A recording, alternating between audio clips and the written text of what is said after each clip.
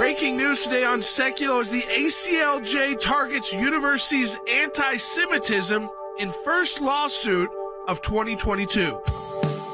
Keeping you informed and engaged, now more than ever. This is Sekulow. We want to hear from you. Share and post your comments or call 1-800-684-3110. And now your host, Jordan Sekulow. Welcome to Sekulow. So our first lawsuit of 2022. It's filed on behalf of Dr. Melissa Landa. She will be joining us live in the broadcast in the next segment, along with Mark Goldfeder from the ACLJ Senior Counsel. She was a professor at the University of Maryland for 10 years until she was fired in 2018.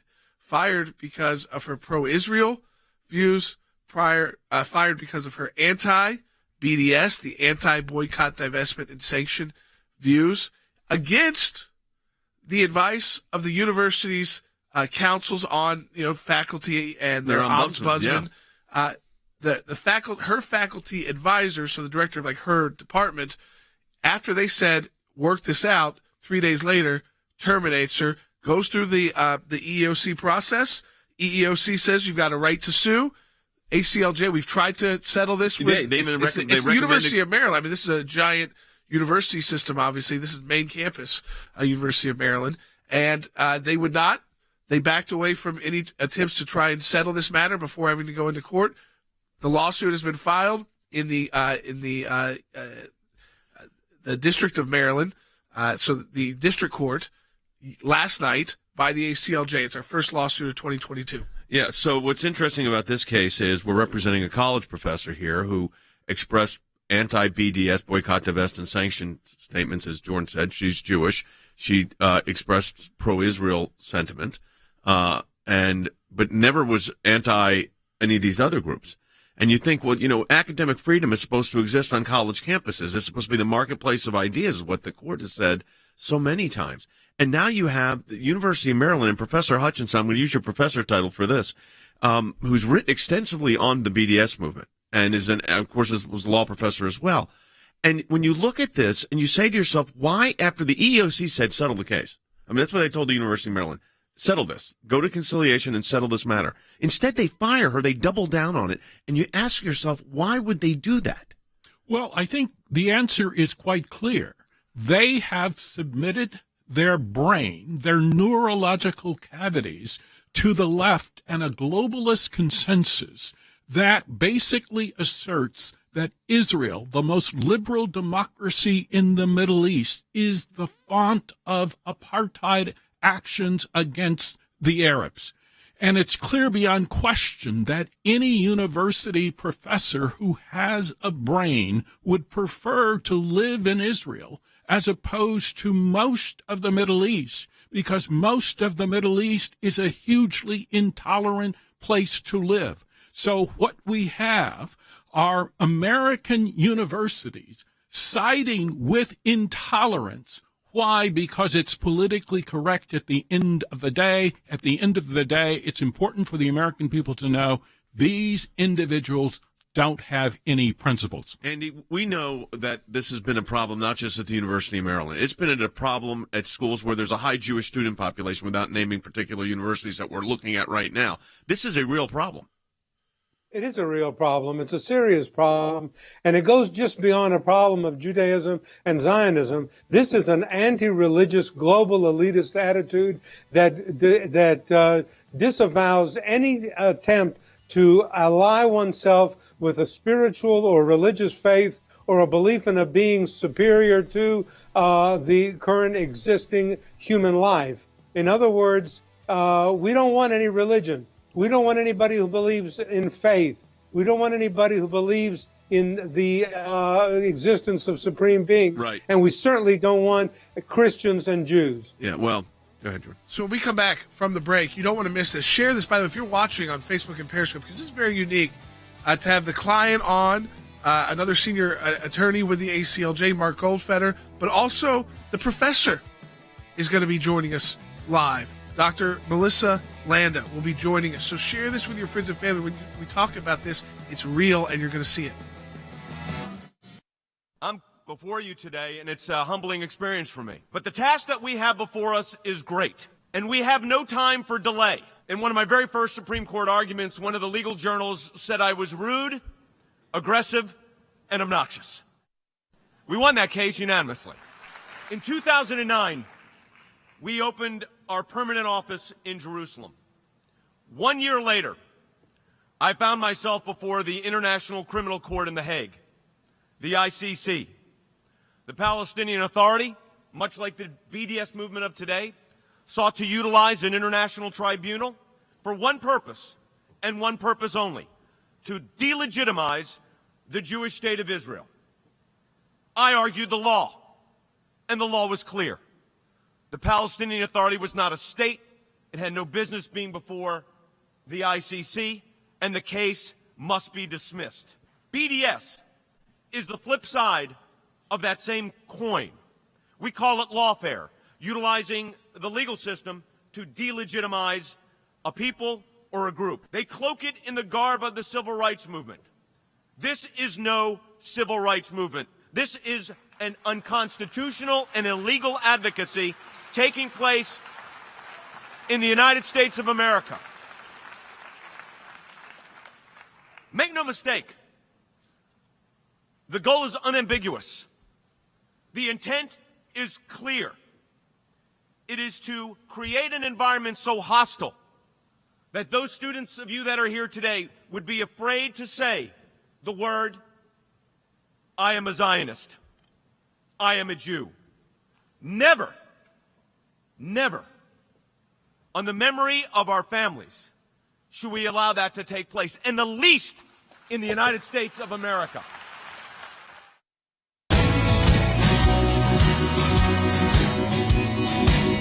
Welcome back to Sekulow, and this is our first lawsuit by the ACLJ in 2022, filed last night in the District Court in Maryland, Federal District Court. We are representing Dr. Melissa Landa, who was a professor at the University of Maryland for 10 years until she was dismissed in 2018 because of her pro-Israel views and her Jewish faith. Dr. Landa is joining us now, as well as Mark Goldfeder, a senior counsel with the ACLJ. So, Dr. Landa, welcome to the broadcast, and we're honored to represent you. But I think it's important for our audience around the country and, frankly, around the world that listen to this broadcast to understand what exactly happened at the University of Maryland, where you were a professor for 10 years. That's right. Well, I formed an alumni organization at my alma mater, Oberlin College, when I discovered that there was a virulent anti-Semitic professor there named Joy Carrega. And I began to appear in the press representing this alumni group. And essentially, we were calling for her dismissal. And once that began to happen, I began to experience a hostile work environment at the University of Maryland. My superiors began to pull away from me. My associate chair, with whom I was supposed to be delivering a paper at a conference, canceled and said he would not deliver the paper with me. When I went to Israel for Passover, I was reprimanded and told that I was out of bounds from university policy and I needed to come back. And I understand on that particular thing, Dr. Landa, that on the trip to Israel, you actually had authorization from the university to go. Yes, I had authorization and I was covering my classes. I was following university protocol. I was not in any way out of bounds. I mean, could you imagine for a moment, I don't want to interrupt you, but could you imagine for a moment Sure. if it was a Muslim professor going to one of the holy sites within Islam with the class approval of the university's approval, and you're still covering your classes? They would have done nothing. Okay, I just want to make that point because of the double standard here, but continue. So you covered your classes, you come back, what happens? Right. I came back early. My Passover was ruined. I spent the first few days in Israel not spending time with family, sitting on Skype, teaching my classes. And on the first night of Passover, I received this hostile email from my superior telling me that I was basically at risk of losing my job. I came back almost immediately. And did things he actually just went say? from Did he bad to actually say, worse. Dr. Landa? Did he say something to? Did the supervisor say something to the effect, "I did not realize Passover was that long because it's a week-long holiday"? No, she did not say that. She said this is quite out of bounds of university policy. And, you know, I can't remember the exact words, but there was an implicit, there was a threat. Go. I mean, this the thing is, you had approval to go, right? I absolutely had approval to go. I was in a state of shock. I couldn't quite believe it. And she did not respond to my attempts to reach her. And things just went from bad to worse. And the next thing that happened was I tried to establish a partnership with the Levinsky College of Education in Tel Aviv to do some research. And I was immediately removed from the course that I needed in order to fulfill that research. This was a course that I had been teaching for 10 years that I had helped to create. Right. And days after I informed them of this partnership that I was trying to create, I was removed from the course. So there was a sequence of events that happened. I would take one action that related to my Jewish identity and my Zionist identity, and I was then punished. And this went on for over a year. Okay, so Mark, we've got a clear case here of retaliation for being anti-BDS, for taking the and also protecting, fighting against anti-Semitism. So let's talk about the legal process that ensued here. Sure. And just to give a little context, Dr. Landa is very modest, but she was an award-winning professor, extremely popular, had no problems until she started expressing her Jewish faith more openly.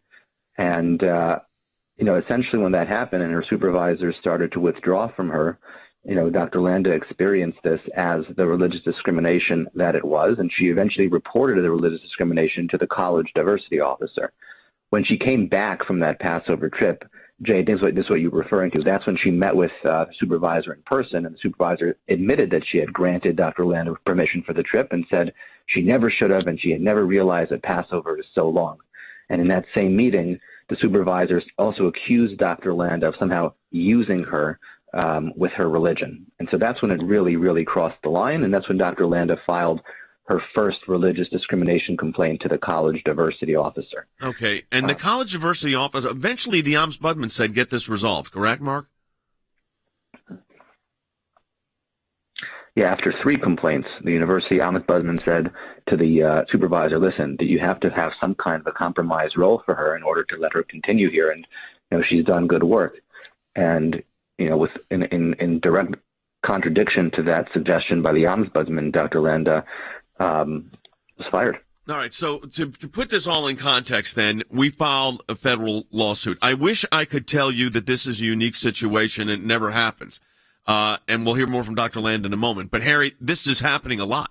Absolutely. So I think one of the things to keep in mind is that this exclusionary history, as practiced by the University of Maryland, goes back at least 100 years. And so we have politically correct individuals who deny the Jewish right to Israel and basically to practice their own faith. We live in a world wherein university officials have mastered the art of speaking out of both sides of their mouths simultaneously. On one hand, they proclaim their devotion to diversity and inclusion. But on the other hand, they support the exclusion of certain views, particularly pro-Israel views, which are deemed offensive. On one hand, they proclaim allegiance to freedom of speech, and on the other hand, they deem certain speech offensive because it allegedly advances apartheid or because it's religious. So what we live in is a globe that is unbalanced, particularly with respect to the nation state of Israel. So, Dr. Landa, you're trying to work through this, and obviously you've been there 10 years. Mark said, and I have no doubt, you're an award-winning professor. You're facing this kind of discrimination. Were you surprised at the response of the University of Maryland during all of this? Yeah, I felt like I was living through a slow death of my career. I felt that, wherever I turned, I was having doors slammed in my face. I felt that I was being targeted I felt that I was being treated for who I was, not for what I had done. I felt that I was being judged not for my work performance, but for my identity as a Jewish Zionist. And I felt that there was nothing that I could do. I felt completely helpless because no matter who I turned to as I climbed up the ladder of, authority, I was either ignored, I was dismissed, or I was reprimanded. Well, and this, Mark, so let's quickly go through the complaint here. What have we alleged and what are we looking for? All right, we're having trouble. Sure. Mark, go ahead. We have a little bit of a delay, but go ahead. Sure. We filed under Title VII for claims of discrimination and... I think we just lost Mark. All right, so here's what we've done. And retaliate. We're having trouble getting Mark. Let's see if we can get him back. Do we have him, Ray? Do we have him? All right, we're checking with that. Andy, we filed a federal lawsuit here seeking both injunctive damages and basically reinstatement.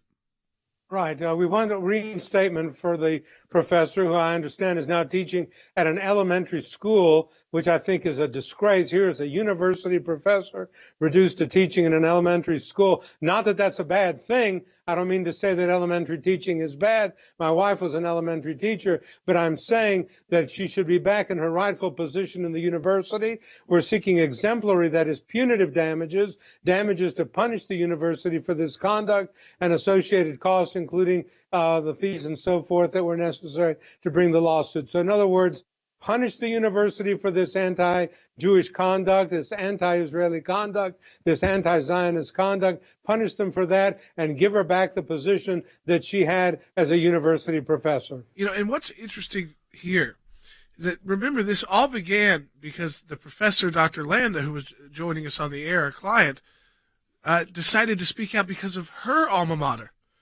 It wasn't something at University of Maryland. It was because her alma mater, which is known for being an extreme left university now, Oberlin, but also hosting these professors who are anti-Semites. Again, not just anti-Israel, but anti-Semites. So she speaks out, uses her free speech rights, not about the University of Maryland, but about another university, and it begins this avalanche against her, where, as Andy said, her career is, as she watched it, was being killed in front of her. We're fighting to do something about that.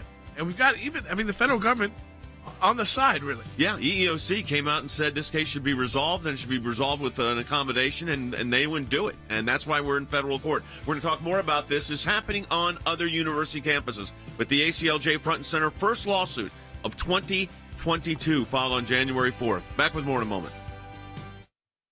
In my time in service, both as the CI director and the Secretary of State, I watched the good work that the ACLJ was doing here in the States and all across the world. The ACLJ's work at the UN, overseas with the European Court of Justice, is incredibly important. We have on our team lawyers, non-lawyers as well, that are policy experts. They're all engaged in foreign policy issues. We have been focused on protecting the nation state of Israel, particularly before the United Nations. We don't shy away from the battles that are going on at the UN and just complain about them. We actually try to go in and do something positive and actually affect change. The risk of an incomplete or unsolid relationship within the United States of America and Israel is real. Israel is very important to the ACLJ, and we will always fight for Israel's rights. We had a series of cases at the European Court of Human Rights, primarily dealing with religious liberty. And as Secretary of State, I saw this too. Nations that had more religious freedom were on firmer footing. They had better democracies. America has always been the world leader in religious liberties, in freedom of conscience and freedom of speech. We've taken the First Amendment, and that has been our cornerstone. It's to defend the rights of people of faith and others that are having their rights abused. We not only hold our government accountable, but we hold other governments accountable. You have to keep the battle going when it's not cool anymore, when it's not the number one story on TV. You have to actually be committed to fighting it out, or else you'll never win. The ACLJ is front and center on this, whether it is going after the deep state, whether it is litigation that we're engaged in. Your support of the ACLJ enables us to do all of this. Go to aclj.org today. That's aclj.org.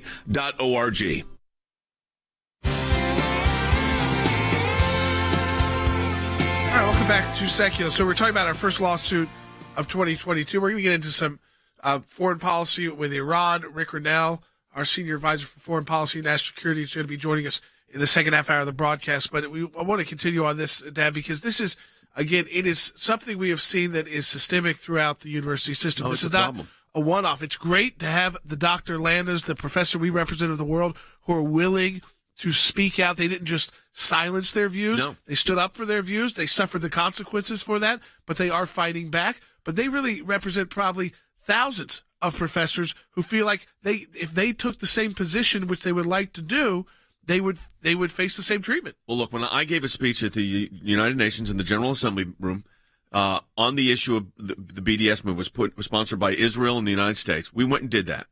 And I had it there, professors that were discriminated against because they were anti-BDS and saying that this is discrimination. But again, it was in the marketplace of ideas, the idea that you can have divergent views. But that's not what exists on the university campuses anymore. You know, with all the talk about liberalism, they're the least liberal because they don't want diversity of views and opinions. Instead, they want to silence here a professor by firing her because of her position on Israel and her position against the boycott, sanction, and divest movement. Now, she had the right to make those statements. They did not have the right to terminate her for this, but it goes against all of this talk about academic freedom, Harry. It doesn't exist. I think that is correct. So universities increasingly believe that the road to freedom is paved with exclusion. And so if you look at Middlebury College, if you look at the University of Pennsylvania, if you look at the University of Chicago, you will find exclusion at the front of the window or the door of these universities, particularly when it comes to a Jewish law professor or other individual speaking out in favor of Israel and against BDS. So, for instance, at the University of Pennsylvania, Professor Amy Wax, a Jewish law professor, spoke on racial inequality. That provoked an outpouring of vituperation and the privileging of dissenting groups to abuse the professor, while her fellow faculty members responded by labeling her speech essentially as a form of a swastika or a burning cross. So this is going on today, and now Professor Amy Wax, she can no longer teach required classes at the University of Pennsylvania Law School. She can only teach elective classes. This is where, Andy, this is getting, it is absurd. And the double standard here, and we know this is happening in universities. Folks, we're dealing with this literally from coast to coast. Yes, it is. And not only just in the United States, but nationwide, Jay. I don't want to give any specific examples, but I experienced this sort of situation with respect to Israel at a noted international university overseas. If you are a Muslim, if you're teaching Islamic law or Islamic history, it's one thing. You're praised, you're welcomed, the red carpet is laid out for you. But if you talk about Israel, if you talk about the Palestinian situation and how Israel is being attacked by the Palestinians, how the Hamas and the groups against Israel are ganging up on this one liberal nation state in the Middle East, then you're anathema. you're kicked out. You're not interested in knowing anything about that or hearing anything about that. But if you're talking about an Islamic culture or Islamic situation, the doors are wide open to welcome you. And I've experienced this at firsthand at an international university that I would be the last one that I would have ever thought had done this. So this is endemic, as Professor Hutchison has said. It's something that is global in its proportions, and it's an abomination. And it's got to be called out, and Professor Landau's case is one in which we intend to do that. Yeah, well, we've taken Dr. Landa's case to the U.S. District Court for the District of Maryland. So, I mean, we are seeking action in court, Jordan. That's what's important for everybody to understand. Took it through the administrative process, didn't get the result we wanted. We actually got the result from the EEOC. I should be very clear here. The Equal Employment Opportunity Commission came out and said, you have a right to sue here. You've had discrimination. And it should be mediated. They wanted it mediated, and the University of Maryland told the EEOC no. You know, here's one of the issues here, too, which talks about fighting these battles. The termination was in 2018. She has tried, now for the last 3 years, now we're entering into the fourth year, to deal with this without having to go to court with the University of Maryland. But they refused, as you said, they refused. So for years, as Annie said, she had to find other employment, using her PhD and doctoral degrees outside of the university system. And you could imagine that while you have this ongoing with University of Maryland, and we know this is systemic at other universities, not going to be easy to find employment if you're this professor at other major universities right now, because you're known as pro-Israel. You're someone who, as she said, identifies as Zionist, someone who actively spoke up about her alma maters, really not just being anti-Israel, but it's being hosting anti-Semitic professors on their campus. That's really how she began this process. But you know, she's terminated in 2018. It's 2022. I know. The time for good faith is done.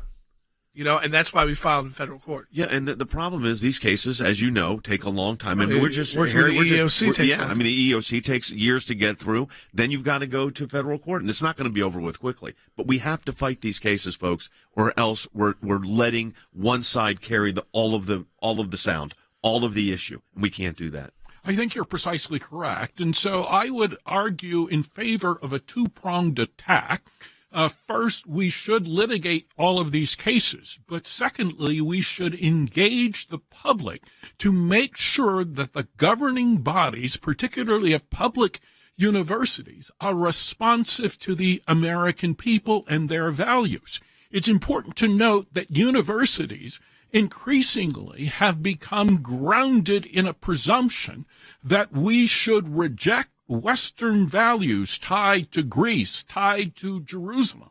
And we have converted exclusion in the name of tolerance into a religion.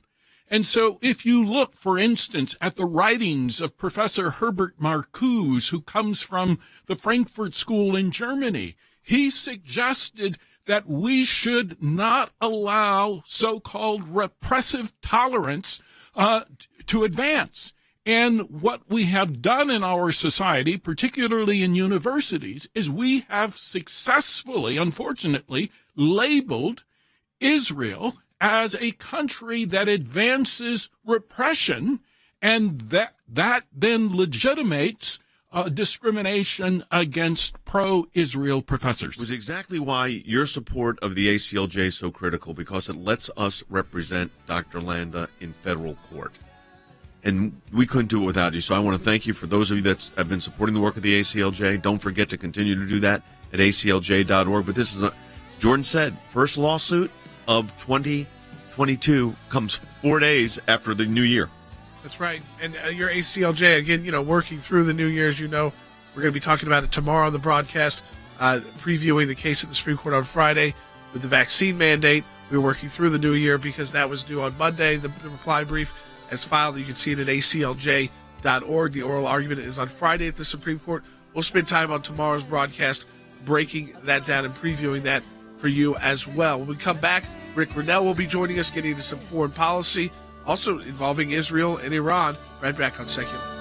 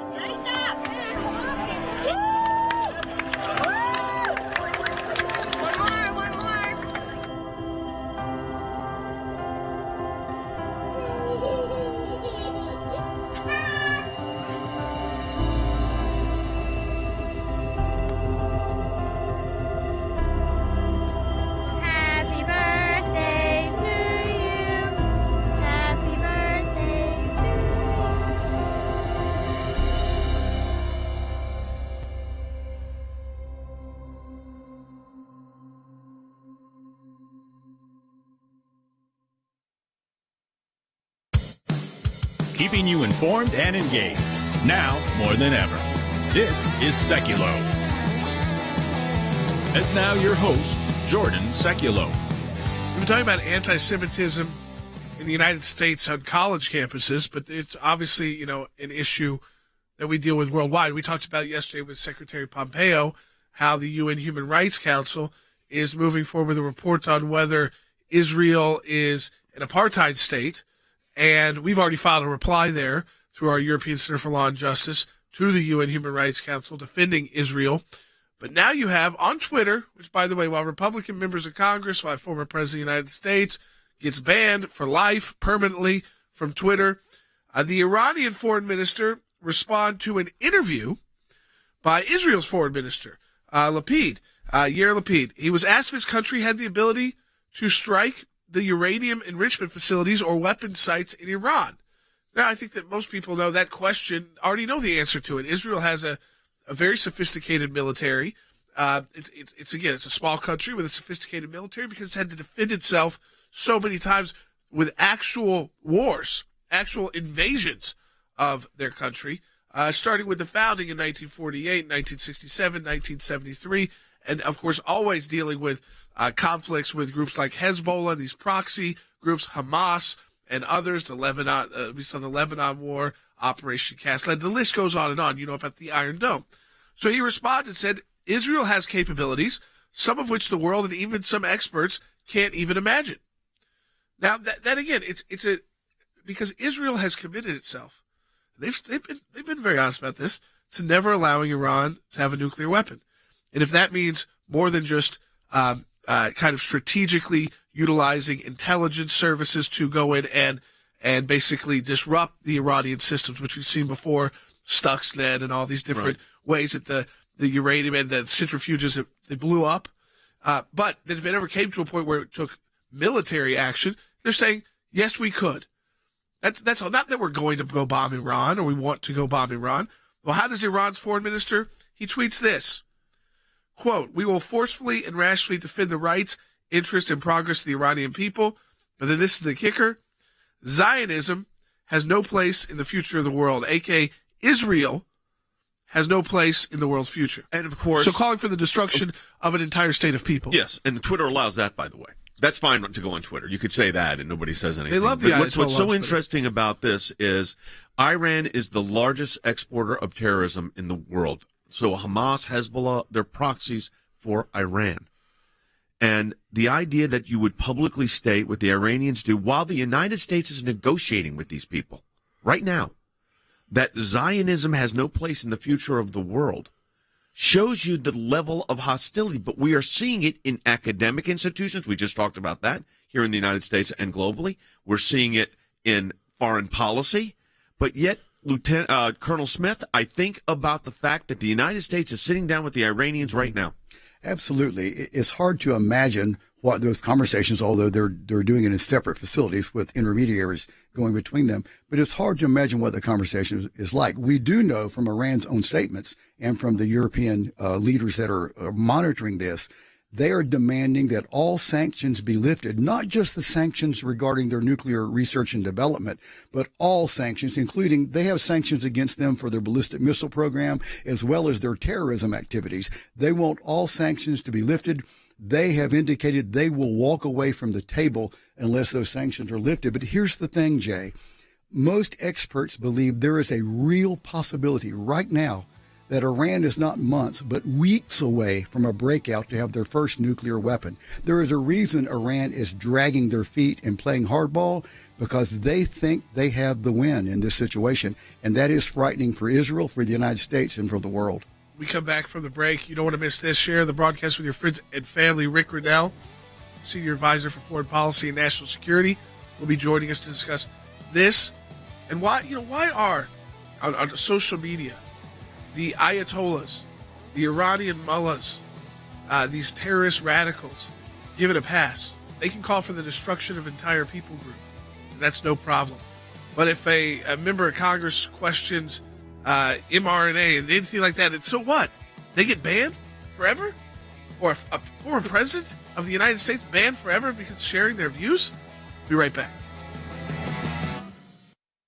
Iran sharpening its rhetoric against the United States as that nation marks the second year since the assassination of General Qasem Soleimani. Former U.S. President Donald Trump and former Secretary of State Mike Pompeo and the other criminals where they are prosecuted for the shocking crime and they face the consequences of their horrible actions, then so be it. If not, do not doubt that I will tell every American official that the fist of revenge will extend from the sleeve of the Islamic Ummah. Raisi is doing this with a deliberate fashion to influence the talks currently going on, the nuclear talks, to try to get Iran back into the JCPOA, the Joint Comprehensive Plan of Action. So he's going to use Trump as a reason why they're going to fail. Special Envoy Malley is currently leading an interagency delegation to the 8th round of talks in Vienna, which resumed on January 3rd.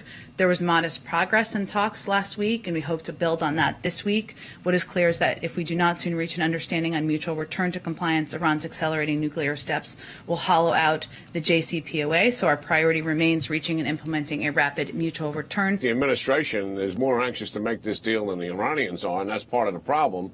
That's what we had back in 2014 and 2015 when the original deal was made, and why it's been so heavily criticized, because it was just so anxious to make a deal at any cost. The ones who are really going to decide this are the Israelis. I've sat across the table from them for years. They look you in the eye and they say Iran will never have a nuclear weapon. The killing of Qasem Soleimani in January 2020 rocked the Iranians and put them back on their heels. And we had leverage there with our Gulf allies and the Abraham Accords that were taking place in negotiations with the Israelis. It was the strongest position the United States had been in some time in the Middle East. And the administration came in and walked away from all of what I just said.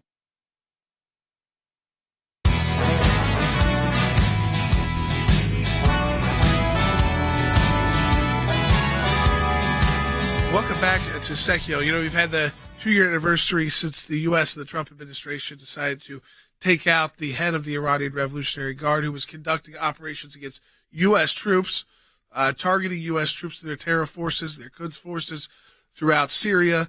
As we were battling ISIS, they were also targeting U.S. troops to kill. He was taken out. Iranians have again, you know, they start talking. They start a lot of propaganda around this, a lot of threats. They call for the killing, the assassination of President Trump and Secretary Pompeo. But they've also gone further, because on Friday, as we said, there was an interview on Israel with their foreign minister, and he asked if they had the ability to strike Iran's uranium enrichment facilities, which some are buried, you know, deep in the mountains. And he said yes. And the world knows some of our capabilities, and we have some capabilities the world doesn't even know about. Didn't say we're going to go do this tomorrow. Didn't say we want to go start a war with Iran. Israel certainly doesn't want that.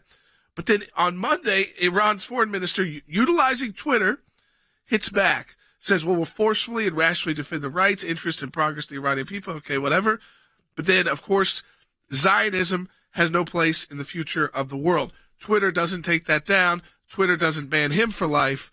Twitter has no problem there. Rick Rennell is joining us now, our senior advisor for foreign policy and national security and former acting director of national intelligence. Rick, I mean, this, again, it shows the double standard of the social media world, but also the rhetoric that is okay as long as it's anti-Israel, anti-Semitic, or even anti-American, like calling for the assassination of a U.S. president and a former Secretary of State.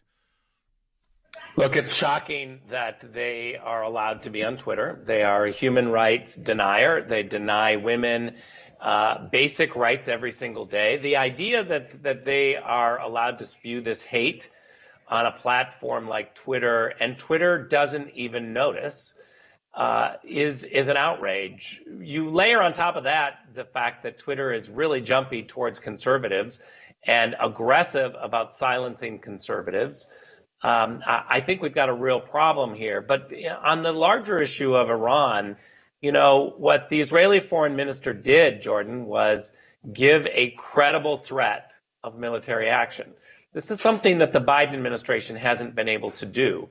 In fact, we're getting press reports that when they showed up in Vienna for the initial talks, the Americans, through Rob Malley, who has been a disaster negotiator since the days of Bill Clinton, giving away everything to the Iranians. He's a very weak negotiator.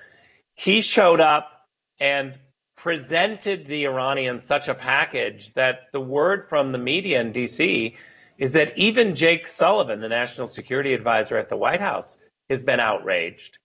They're not on the same page here in the Biden administration. You've got the weak negotiators starting to make the normal people within the Biden administration angry.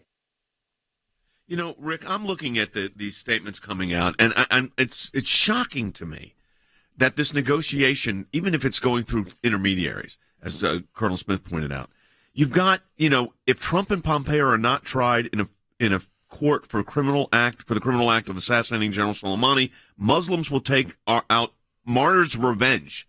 I mean, I want people to understand what they're saying here. We are negotiating with these people, the United States. They are calling for a trial of the former Secretary of State and the former President of the United States for the act of assassinating the head of the Revolutionary Guard who killed American soldiers. And then the threat is Muslims will take our martyrs' revenge. And of course, everyone's acting like in the body politic, like, well, that's just them speaking. The outrage here should be palpable. People should understand this and feel the outrage. But I get concerned that we're numb to this in the United States. It's a really good point. We are numb to this because currently this Biden administration is negotiating with terrorists. You cannot get around that. That is the fact. They're negotiating with the Iranian regime. They just had a massive failure in Afghanistan. And you don't think that the Iranians saw that weakness? When Rob Malley shows up, who has consistently been weak, and the Iranians love him, when he shows up with a very generous offer that makes Jake Sullivan cringe, you know that we're in trouble. But to your point, Jay, we are negotiating, the United States is negotiating with terrorists right now, and this is a low point. Wes? Yeah, Rick, one of the things I think about, too, is that the Iranians are obviously dragging their feet and playing hardball in Vienna. Do you think, actually, a couple of questions. Do you think, first of all, that they really are on the verge of having their first nuclear weapon, and they know this, that the Iranian enrichment level is far beyond the 60% that we know about, so they're counting on that? I wonder what your thoughts are about that. And then also, when you look at the world in which we live, it's a dangerous world, a brand new year. You've got Russia possibly invading Ukraine. You've got China possibly taking Taiwan by force. And now the Iranians about to have a nuclear weapon. Do you see the possibility for strategic cooperation between those three enemies of the United States? So I have to be very careful in how I answer this question because I know that the current DNI is watching my words very carefully. I know this through outreach that has been done. Right. And I need to be very careful in saying, what I know about negotiations. But let me just drop back a little bit and be general. Okay. And the fact of the matter is that the Iranians are not telling the truth. Anyone who reads U.S. intelligence, any of the Five Eyes country that is watching the intelligence knows that the Iranian regime is lying. We've caught them publicly. There have been press reports, and I can quote press reports, about them lying about heavy water, about the number of centrifuges. Unfortunately, people like John Kerry and Rob Malley keep forgiving the Iranians, and therefore there is no other explanation than they believe that the Iranians are telling them the truth and just made mistakes, accounting mistakes or numbers mistakes, which is beyond ridiculous. But if they do, go ahead, Rick. I was just going to finish by saying, I believe that what we have right now are people that want to bring the Iranian regime, the current mass murdering terrorist regime, into the international fold and begin to have a normal relationship with them because they believe that if we engage with them, that they will go down the path of being a more responsible nation. And China has proven when we let them into the WTO, that's not true. Rick, you say they take them at their word, they make mistakes, but why not then take them at their word when they say, if the former president, former secretary of state aren't criminally prosecuted by the world, by the ICC, then we're calling on Muslims to rise up and kill them. Then why not take them at their word for that? Because the State Department is filled with people who just believe that engagement is the only way. They have a very hard time holding people to account. There are no consequences for behavior. There's only forgiveness. There's too much mercy and not enough justice, if you want to put it into biblical terms. Yeah. And I believe that that's a real problem. If you want to have effective diplomacy, you need diplomacy with muscle that creates standards. I want to, I'm looking at some headlines, Rick. Politico, Iran nuclear talks resume, but time is running out to strike a deal. Foreign policy, the Biden team knows its Iran policy is failing. But Iran is the largest exporter of terrorism, especially in that region. And we know that. And we've got just about a minute and a half here. But the fact is, to be negotiating with them right now sends such a horrible signal to our allies. Look, the Biden administration is currently negotiating with the Taliban. They are supporting Lebanese government that is in coalition with Hezbollah. We are forcing the Israelis to sit down with a government that hasn't had an election since 2005 and whose coalition partner is Hamas. And now what we have is a administration who's negotiating with the Iranian regime at the same table and pretending like they're part of the international community. This is an outrage. We need to have standards. I'll tell you this. I really appreciate you taking time, Rick, and appreciate you being part of our team. And I also appreciated your hesitancy on what you were saying. Totally understandable. And folks, I think it underscores the fact of how fortunate we are at the ACLJ to have someone like Rick Grinnell as part of the team here. But we're dealing with the Iranian threat in the university case or the anti-Semitism threat in the university case, where we're representing a professor who's fired after 10 years because of pro-Zionism statements. We've got the situation of course, we responded to at the UN. So all of this is happening because of your support of the ACLJ, folks. And we just want to thank you. Thank you, Rick. As always, it's great to have Rick on. When we come back, we'll get to this more, but also a little preview, too, of the show tomorrow. A big case in the Supreme Court on Friday. We represent the Heritage Foundation, and a lot to talk about there as well on the potential outcomes of that case. But again, as you can support our work at aclj.org, we will have a blog up, too, on this professor that we represent. That'll be up later today, so you can see, again, what we have filed in federal court, the first lawsuit of 2022 by the ACLJ at aclj.org. We'll be right back. Final segment coming up of Sekulow.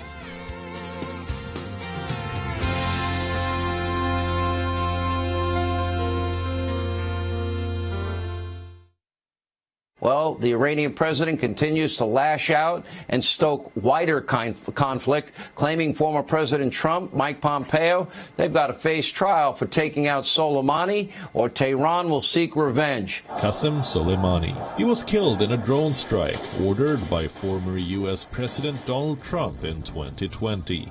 Even after 2 years, Soleimani's death remains a rallying point for Tehran. If a just prosecution court is set up for Trump, Pompeo, and the other criminals when they are prosecuted for the shocking crime and they face the consequences of their horrible actions, then so be it. If not, do not doubt that I will tell every American official that the fist of revenge will extend from the sleeve of the Islamic Ummah. These threats from Iran, they're unprecedented. You have a nation state, the world's largest state sponsor of terror, very capable, saying that they're going to arouse every Muslim in the world to martyr President Trump and me. That's something that's not been done before. It's a real security risk, and I think it tells you something about how they're thinking about this administration. The Iranian president said yesterday, as the talks begin in Vienna again, that former President Trump, should be put on trial for the killing of General Soleimani. Wondering if I can get a reaction to that. Well, I would say that I don't have any direct comment on his comments. I would note that he has his own politics and his own audience that he speaks to, just as many country leaders in other countries do. On Sunday, Iran urged the UN Security Council in a letter to hold the U.S. and Israel to account, according to Iranian media. Tehran says Israel was also involved in the killing. We have the responsibility, the American leadership has the responsibility to make sure and keep every American safe against the threat from Iran. And to see President Raisi out there talking about putting President Trump and me on trial, and then if that doesn't work, having us assassinated, is deeply unprecedented and a real responsibility for the leadership team.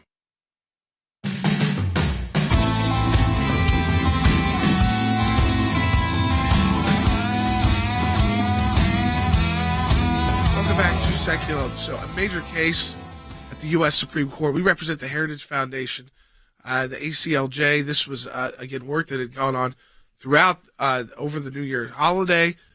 And you knew before, even Christmas, the month of December. This is the Heritage Foundation filing a lawsuit against the Biden administration's vaccine mandate for private employers that requires this testing. It's very complicated. It is puts employers in a very bizarre position with their employees. On top of that, and I think we want to point out as well, to comply with this is becoming nearly impossible in the United States of America, even since we filed the initial lawsuit, because we feel like there's separation of powers and issues that constitutional issues that violates the Constitution. The federal government and OSHA are not the right place. Between when our initial filing, and I've talked about this before, but I feel like I know the NFIB and some of the states will be making the oral argument on Friday before the court. Is the testing requirement, as President Biden said, you can't get the test. Google where you can find. You can't even buy these tests in the country. Well, I'm not sure that the Omicron variant is showing up on the test. So here's the problem. You're right, Jordan. The case has changed dramatically since we filed. I mean, this is what's so difficult. As you know, and I've said it before and I'll say it again, I am pro-vaccine, but I don't like the government coming in like this, putting a mandate in place that you cannot comply with.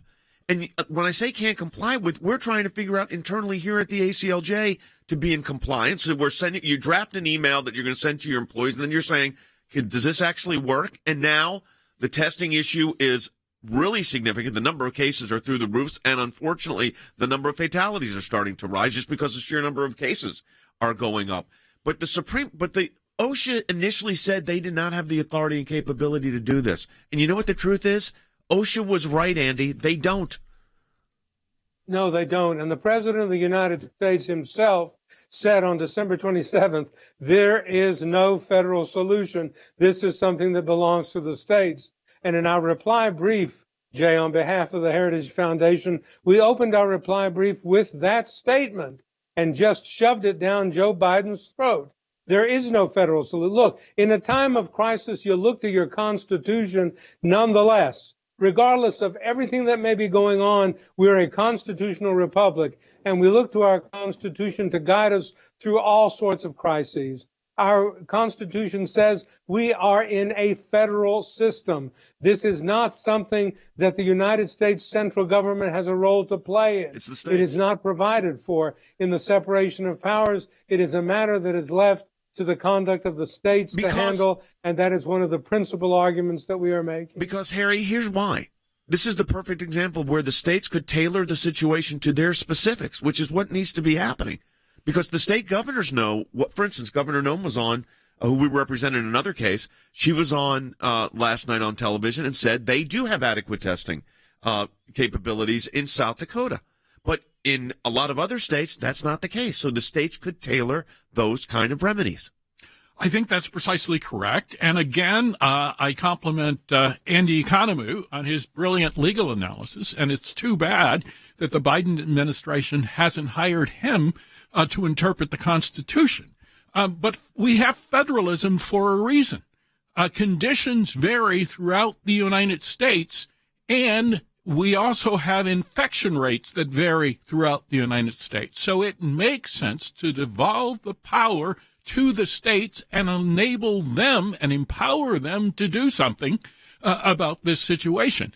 Instead, the Biden administration, which has engaged in an absolutely fantastic series of bumbles from Afghanistan to Omicron, it continues to bumble its way through, even though Joe Biden said they would not, A, shut the country down, but B, they would shut the virus down.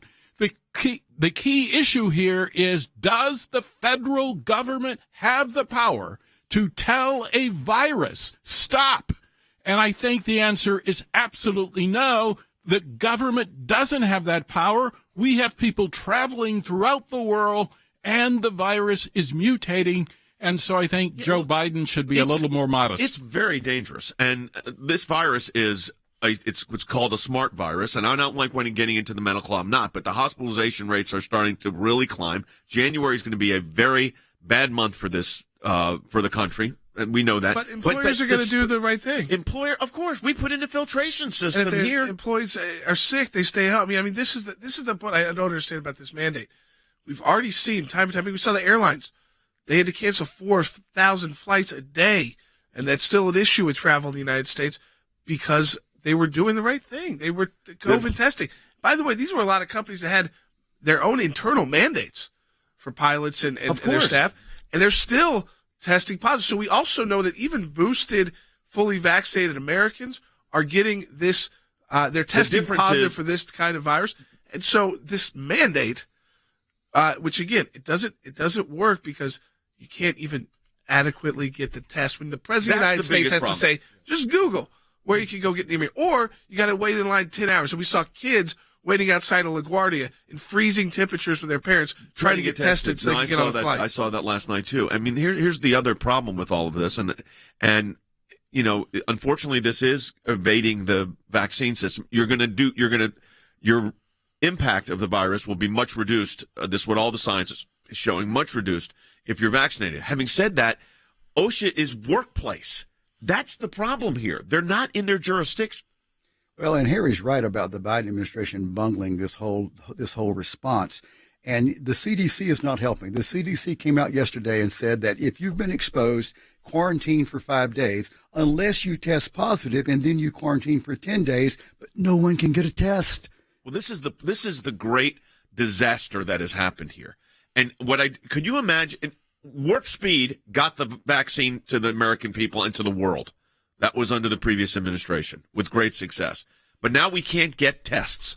Does that not tell you the problem? Yeah, I mean, the problem is with the Biden administration. They put the focus, first of all, every time the president speaks, it's confusing. So when he spoke this week, it confuses Americans because on the one hand, he's saying it's a pandemic of the unvaccinated. On the other hand, he's saying that if you're fully vaccinated and boosted, you will test positive. You can get this new variant of Omicron, and that's where the problem becomes for this employer mandate. Those tests are not even available. We were talking to our outside counsel here for ACLJ, and they were saying, having to go through and trying to order these in bulk number from some of these. As an employer, you can order them, which you're not supposed to do under the mandate. But all issues is the employee is supposed to have easy access. The Biden administration saying, your health insurance is going to reimburse you for it. That won't matter if you can't get it. If you can't easily get them. And I'm not talking about waking up on one day of the week where the pharmacy tells you, rush in, and this is the one day we're going to get shipments. That's not how this will work. That doesn't work. The problem, of course, is the Supreme Court of the United States did not issue an administrative stay. Yep. And they could have done that. So we're going to find out Friday. We'll hear what the argument is. The court could issue an administrative stay that afternoon. That would be a good sign that let the states regulate this, not the federal government. But if they don't, that's also not a good sign. And this goes in, parts of this go into effect Monday. Parts of it really went into effect this past Monday, but they delayed it till the 10th. So here we are. I mean, this is the nature of what it is. Like I said, I'm very pro the science and the vaccine, and I've been vaccinated and boosted. But I'm also being really careful right now. Why? Because this thing's getting around boosted people, for people that are boosted. So you be careful. Went into the grocery store yesterday, I wore a mask. It's called smart. The mandate isn't so smart. Go to ACLJ.org. You can see all of our briefing on this as we prepare for the oral argument at the U.S. Supreme Court.